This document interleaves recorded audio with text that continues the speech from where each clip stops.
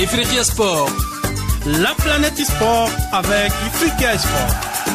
Votre magazine continental qui traite le sport sur tous les terrains et dans toutes ses dimensions. L'Africain Sport ne font qu'un.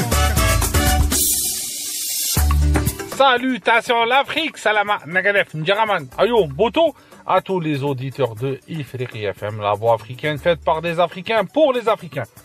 Mes sœurs et frères, bienvenue pour Ifriqiya Sport, votre émission hebdomadaire consacrée au sujet de la réflexion autour du sport africain, du handball, du football masculin et féminin, de lutte traditionnelle, basketball, volleyball, médecine, géopolitique, du sport, diplomatie sportive. Ifriqiya Sport, elle est là pour vous éclairer et vous donner le chemin du sport africain. On reçoit des invités de marque, des entraîneurs, coachs, directeurs sportifs, chercheurs, médecins, professeurs, pour vous donner l'histoire, pour vous éclairer sur le véritable chemin du sport africain. Bienvenue encore une fois dans cette édition, mes sœurs et frères de Ifriqiya Sport, une émission qui s'inscrit cette semaine dans un moment fort de l'actualité sportive internationale. Cette semaine, on va parler actualité, on va essayer de mettre le focus sur deux événements mondiaux qui touchent l'Afrique directement et indirectement.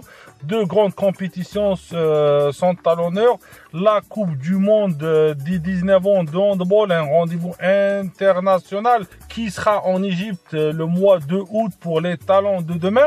Et bien sûr, la Coupe du Monde des clubs qui va se tenir à partir de dimanche aux États-Unis, avec une attention particulière sur la participation des équipes africaines. L'Espérance de Tunis, bien sûr, ils seront là.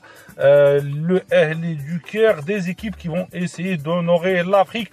L'Espérance de Tunis, elle est présente avec ses deux stars algériennes, Youssef Blaili et Tougaï. Ils vont honorer l'Algérie. Il y aura d'autres joueurs algériens, d'autres joueurs africains présents. Aït Nouri, il sera là pour honorer l'Algérie avec le grand club Manchester City. Pour rappeler aux auditeurs, Manchester City, c'est le club qui a connu la présence de joueurs africains légendaires, Yaya Touré, Koulou Touré, et aussi de grands noms algériens comme Ali Ben Arbia, comme Jamel Abdoun, comme bien sûr Riyad Mahrez. Pour en parler, deux invités de marque nous rejoignons au cours de l'émission. Kevin Deko, le sélectionneur des 19 ans, les sélectionneurs des A de l'équipe nationale de Guinée, nous montrera le chemin, nous donnera son regard d'expert sur les enjeux et les perspectives africaines dans le mondial des 19 ans. Lui, il va driver, il va être là pour l'équipe guinéenne.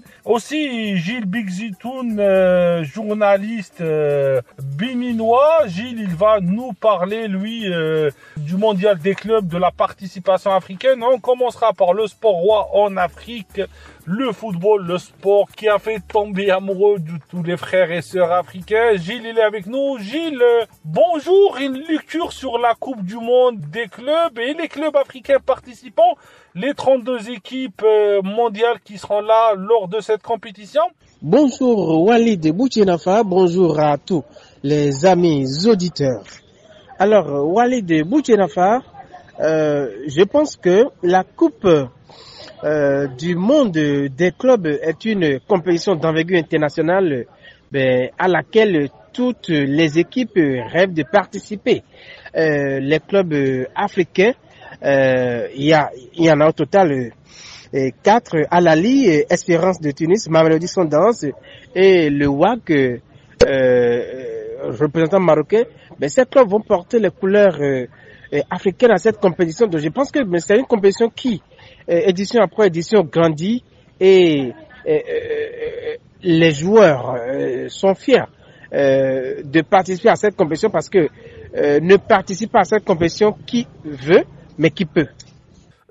Gilles, qui sera, on va dire, le fer de lance de l'Afrique dans ce tournoi mondial qui a regroupé ou qui regroupera tout le gratin du ballon rond mondial des clubs comme le PSG, des clubs comme Manchester City, le Real de Madrid, tout le monde est là?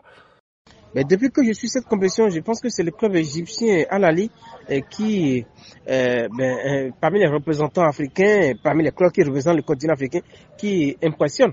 Donc, et pour cette édition, ce club est attendu. Bon, voilà, à part Al Ahly, il y a l'Espérance de Tunis qui a sa 4e participation, et sans oublier les autres clubs qui suivent. Donc, je pense que ce club est attendu au Carrefour. Je parle bien sûr de Al Ahly.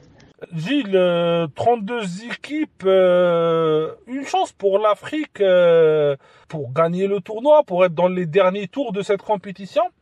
Désormais, comme vous le disiez tout à l'heure, la compétition passe à 32 clubs. La FIFA en a décidé ainsi.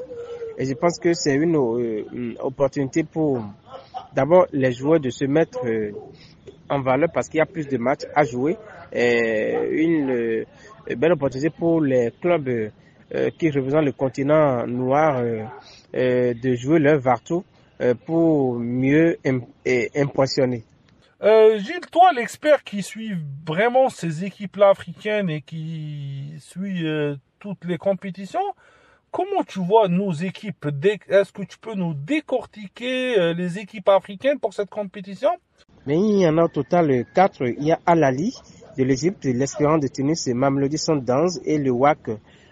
Quand on prend chacune de ces formations, il y a de l'espoir, mais quand on parle de la Coupe du Monde des clubs, c'est le rendez-vous des mastodontes, c'est le rendez-vous des grosses cylindrées. Donc chacune de ces équipes a sa chance à jouer dans cette compétition, tous autant qu'elles sont.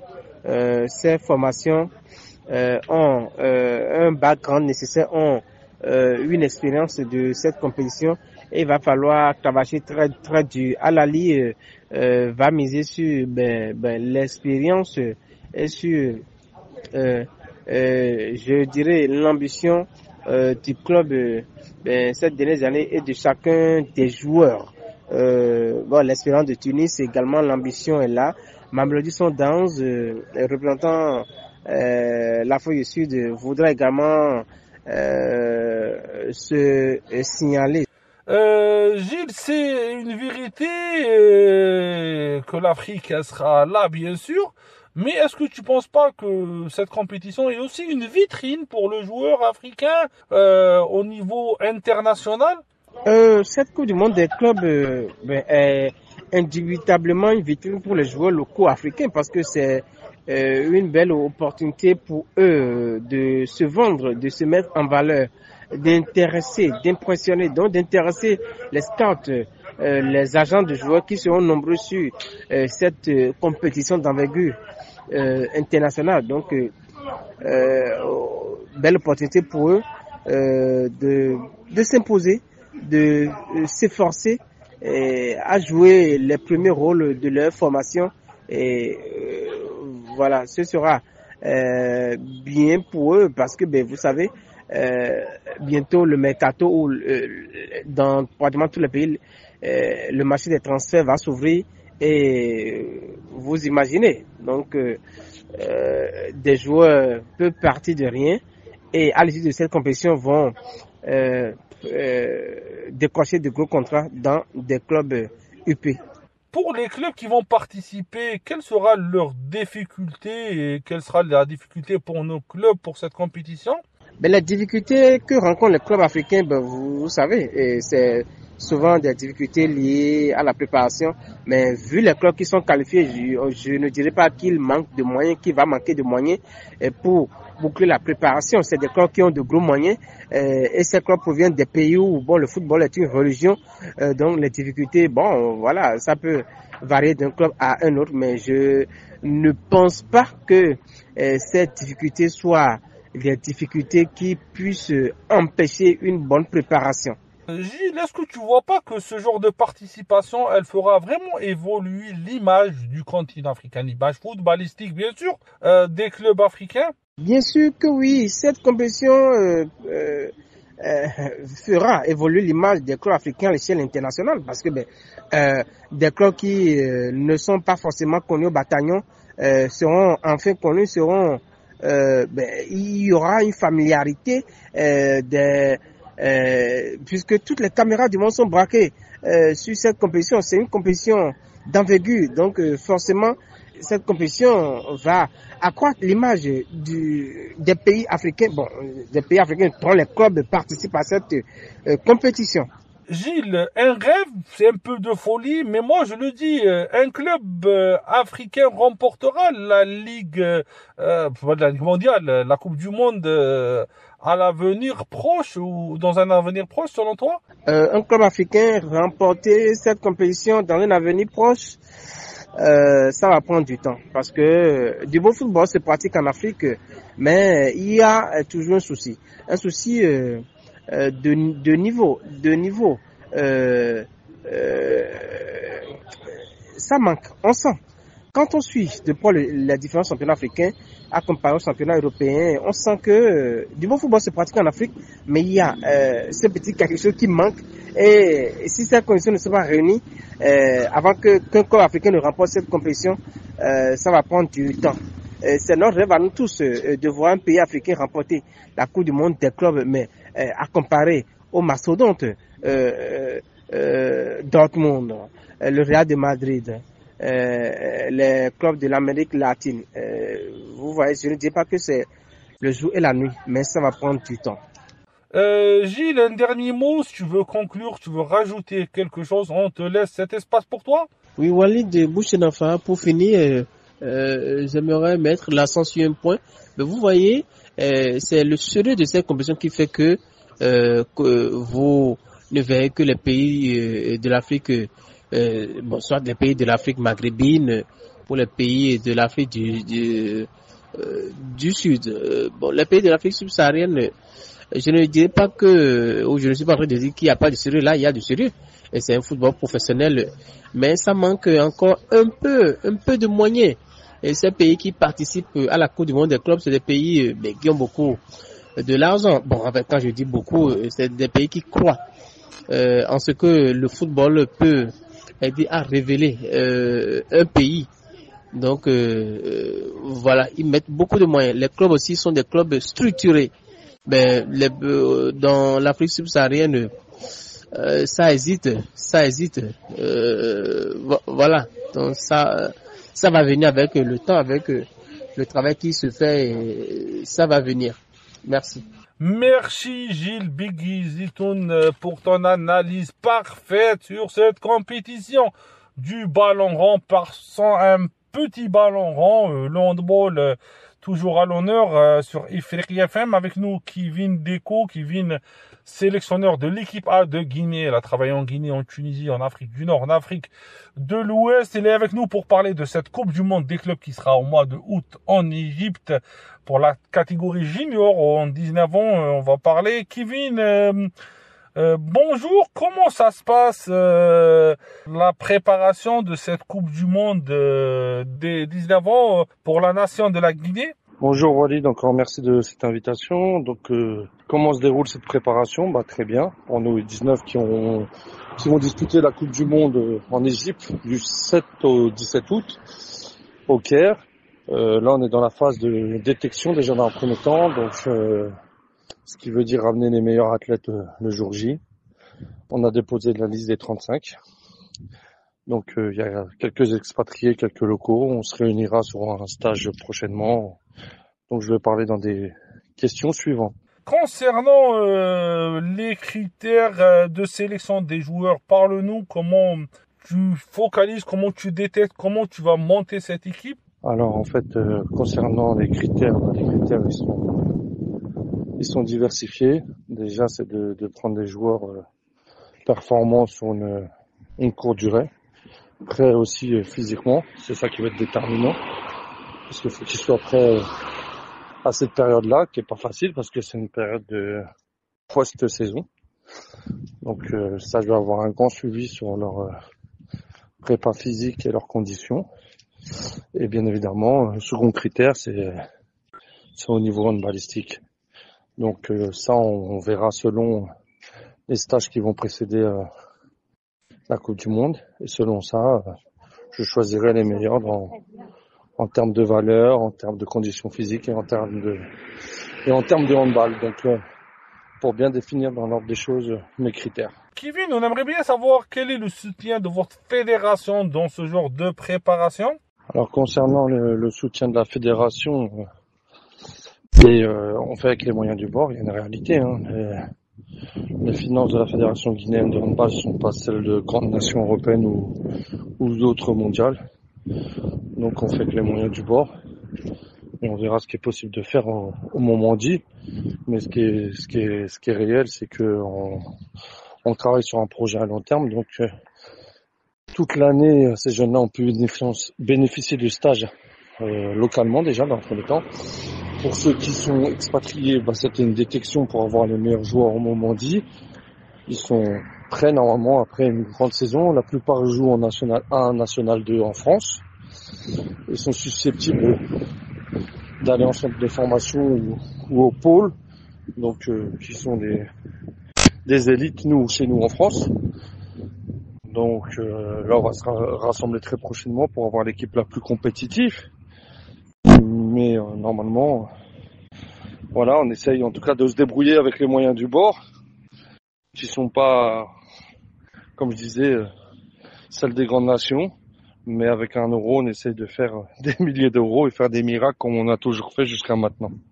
Aussi, on aimerait bien savoir, est-ce qu'il y a des stages programmés en vue pour cette compétition qui va être à l'honneur dans 2 mois quasiment?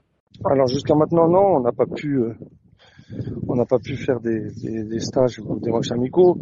En tout cas pour l'intégralité du groupe, puisque comme j'ai dit, la majorité était des joueurs localement. Eux, oui, se sont réunis à plusieurs reprises. Donc, ils ont pu travailler ensemble à Conakry parce qu'ils viennent de différentes régions de la Guinée. Et pour les autres, il y a eu un grand travail de détection pour justement prendre les meilleurs et pouvoir accéder à cette équipe nationale.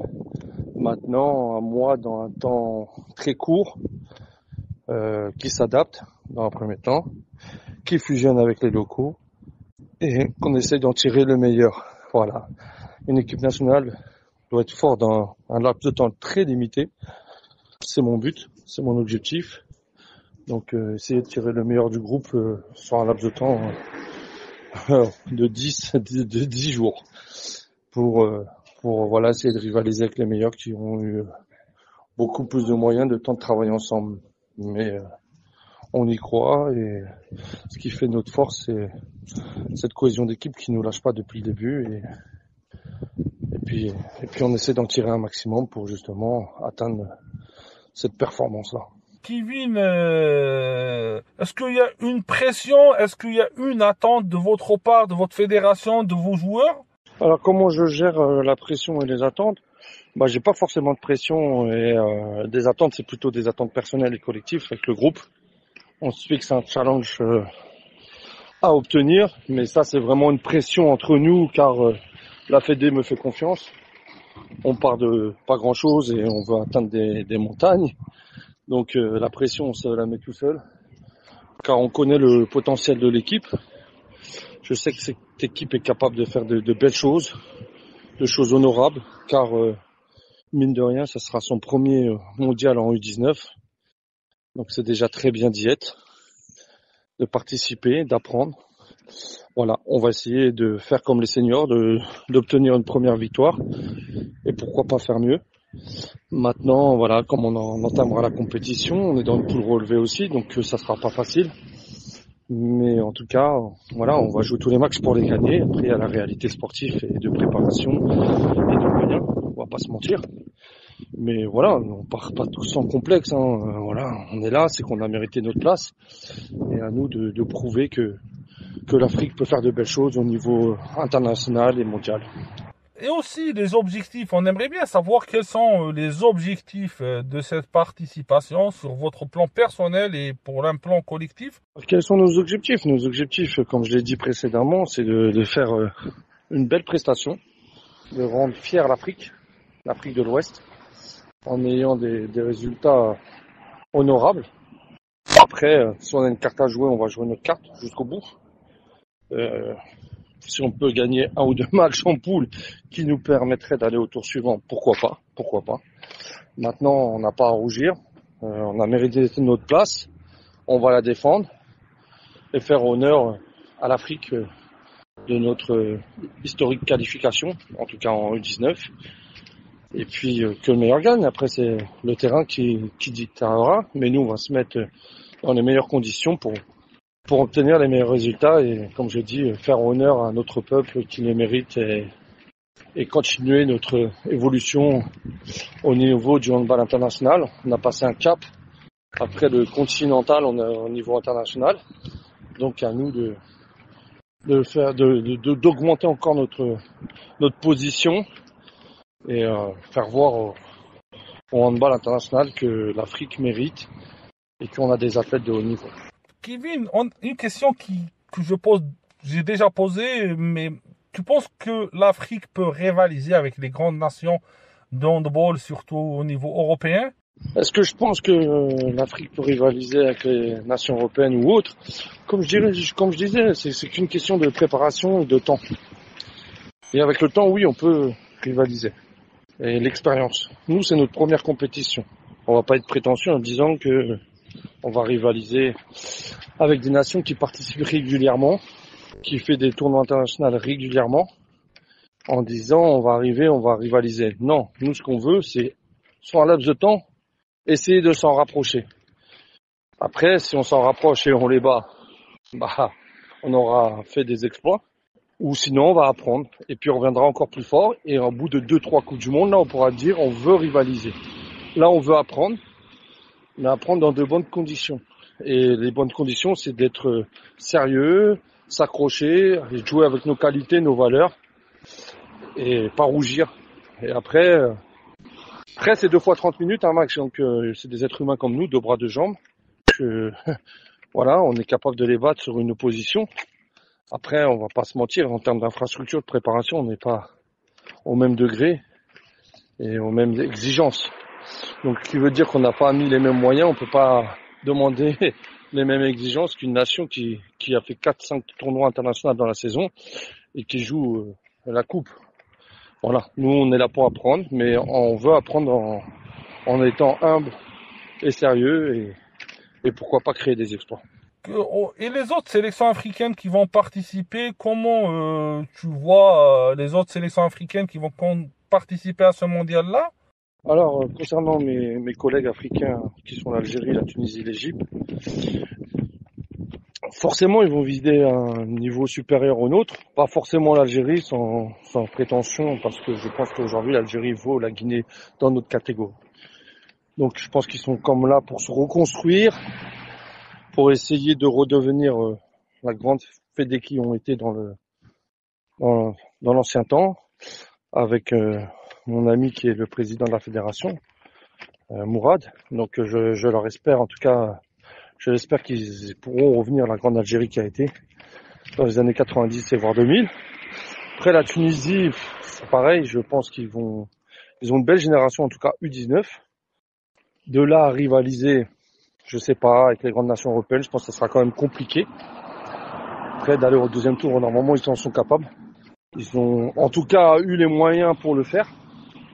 Beaucoup de stages, beaucoup de moyens engagés dans cette catégorie-là. Donc je pense qu'ils ont la pression, eux, de leur côté, pour atteindre un minimum.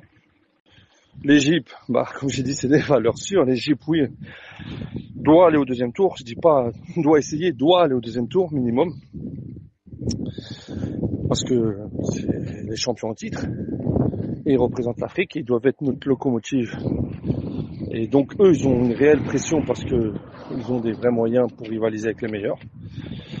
On verra. Maintenant, est-ce que je suis optimiste? Je suis mitigé. Je pense que l'Égypte peut faire quelque chose comme elle l'a fait dans les années précédentes. Pour les autres, ça va être compliqué. Une question, c'est que le niveau ou la préparation psychologique, le niveau sportif et la préparation psychologique, comment tu accompagnes tes joueurs au niveau psychologique, Kevin? Alors, comment je vais accompagner mes jeunes psychologiquement? Déjà, je vais m'appuyer sur de grosses valeurs. C'est les valeurs de cohésion de groupe, les valeurs de loyauté, les valeurs de travailler les uns pour les autres, les valeurs d'un pays. On représente une grande nation. Et donc avec le cœur, on va essayer. Des fois avec le cœur, on peut décrocher des montagnes et donc prouver que on mérite vraiment notre place. Et donc psychologiquement, je vais les jouer relâchés, sans pression, et qu'ils sont à l'aboutissement d'un projet pour certains. Et c'est une concrétisation.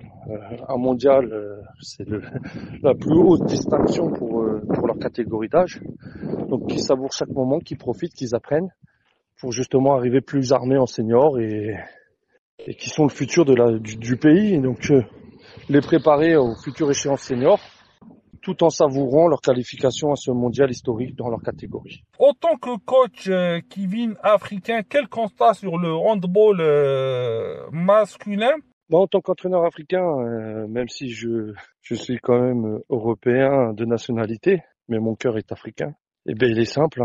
Les gens qui doutent sur le potentiel des sélections juniors africaines, on voit bien que le niveau augmente, que les athlètes progressent, qu'ils sont de plus en plus sollicités, et que l'avenir de demain est le handball africain. Car les autres, ils sont arrivés déjà au top niveau. Ils ont qu'à maintenir ce niveau-là, ce qui est difficile aussi. Mais nous, on a encore toute cette marche à venir. Donc, le handball africain ne peut que progresser et progresse. Et donc, c'est le handball d'avenir. Donc, il faudra compter sur nous. Il faudra compter sur le handball africain dans les saisons à venir parce qu'on a encore une marge énorme. Et croyez-moi, quand on sera à 100%, parce que là on est à 50-60% à cause de tous les critères que j'ai cités précédemment, les infrastructures, les moyens humains, les moyens financiers, quand on aura, comme les Européens et d'autres nations, croyez-moi que le handball africain va faire très mal. Pour finir, on te laisse le dernier mot, Kevin. Et pour finir, déjà encore un grand merci de m'inviter régulièrement, de valoriser le handball africain, de mettre en valeur toutes ces nations-là et leurs joueurs qui le méritent amplement. Je passe un grand bonjour au pays, la Guinée, et je leur dis qu'on va tout faire pour faire honneur au Sili et qu'on va rien lâcher. Et qu'on va essayer une fois de plus en rentrer dans l'histoire grâce à eux, car c'est eux qui nous poussent à obtenir tous ces résultats positifs. Et encore un grand merci et un grand bonjour à toute l'Afrique, car au-delà d'être guinéen, on est africain et j'ai des amis partout dans cette Afrique-là, donc je leur passe aussi le bonjour et je leur dis à très bientôt sur les parquets. Merci Kevin de ta gentillesse. On arrive à la fin de l'émission dans un constat où le sport africain cherche à s'imposer sur la scène mondiale. Ces deux compétitions sont l'occasion de prendre le dessus, de montrer, de pratiquer les pratiques du sport. Ils sont là, les pratiques sur les pelouses, les pratiques aussi sur les parquets. Les jeunesses africaines, elle est là. On a la chance de montrer notre valeur. Et Ifriqi FM, elle est là pour prouver, pour aussi suivre toutes les compétitions. Et pour en parler, on sera toujours là pour mettre le sport africain en avant sur Ifriqi FM.